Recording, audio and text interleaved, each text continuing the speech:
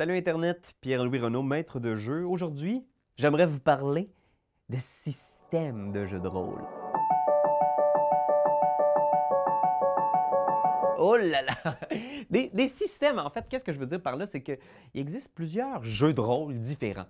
Donc souvent, on pense à jeux de rôle, on se dit Donjon Dragon.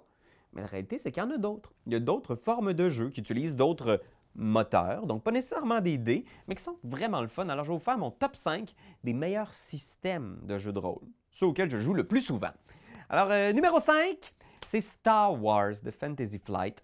C'est simple, c'est un jeu de rôle dans l'univers de Star Wars. Et qui n'a pas rêvé un jour d'être un Jedi ou de faire un personnage qui s'appelle Qui-Gon Jinn?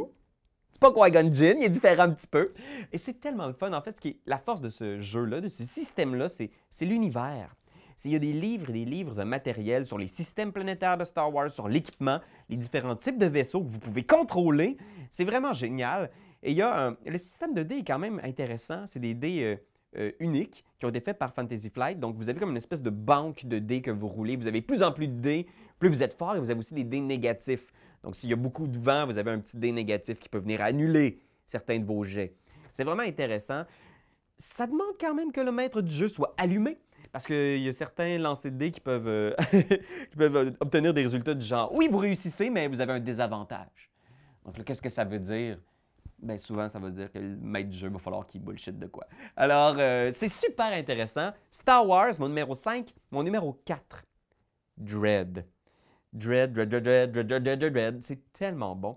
C'est un jeu de rôle inspiré des films d'horreur. Alors, tu sais, c'est slasher, où il y a un tueur en série qui tue des ados. Bien, vous pouvez le mettre dans cet univers-là, comme vous pouvez le mettre dans un univers de films de guerre ou ce que vous voulez, mais c'est vraiment pour l'aspect terreur, le stress. Vous avez une tour de Jenga. Une tour de Jenga, là, c'est les petites briques de bois là, que tu ne veux pas faire tomber. Et à chaque fois qu'un personnage fait quelque chose de dangereux, il doit tirer une brique. Si la tour s'effondre, son personnage meurt. C'est fou à quel point on connecte. Tout de suite, vous allez vivre des vraies émotions et c'est super simple. Vraiment, vous pouvez l'expliquer à des gens qui n'ont jamais joué à des jeux. Ils vont embarquer tout de suite et ils vont vivre de quoi ça vaut la peine. Au moins une fois dans votre vie, faites une game de Dread. Vous allez voir, on rit tellement. Et on a quand même quelques petits frissons de terreur. Sinon, je vous dirais numéro 3, Donjon Dragon. Le classique Donjon et Dragon. Le système des 20 que tout le monde connaît. C'est très simple, Donjon Dragon, à la base. C'est vous roulez un des 20 et vous essayez d'obtenir le plus haut chiffre possible pour survivre à des obstacles fantastiques. Et en plus, il y a tellement de matériel. Hein? Alors, c'est vraiment, si vous commencez une partie avec des gens qui n'ont jamais joué, c'est accessible. Les gens sont contents parce qu'ils ont l'impression de jouer à la vraie patente. Puis en plus, vous avez du matériel à l'infini. Sur Internet aussi, il y a beaucoup de vidéos conseils comme ici, mais il y a aussi beaucoup de podcasts de gens qui jouent à Donjon Dragon. Alors, vous pouvez vous faire une bonne idée de c'est quoi la patente avant de jouer. Alors ça, c'est mon numéro 3. Mon numéro 2, il s'agit du très bon Vampires the Masquerade. Vampires, en fait, il y a plusieurs jeux ancrés dans ce système-là. World of Darkness, où vous pouvez jouer des magiciens, des momies, des fantômes. Mais moi, j'adore Vampires, qui est un des meilleurs. En fait, c'est simple, comme le nom le dit, vous êtes des vampires. Et dans le monde moderne, alors ça, c'est chouette parce que vous pouvez vivre la micro-gestion d'être un vampire au quotidien. Trouver votre nourriture, trouver un repère pour le jour, pour ne pas cramer au soleil. Et c'est drôle parce que vous pouvez avoir des sessions complètes où vous êtes juste en train de capoter parce qu'un de vos amis est en prison puis vous savez qu'il va brûler quand le soleil va se lever. C'est incroyable et ça met vraiment le jeu de rôle de l'avant.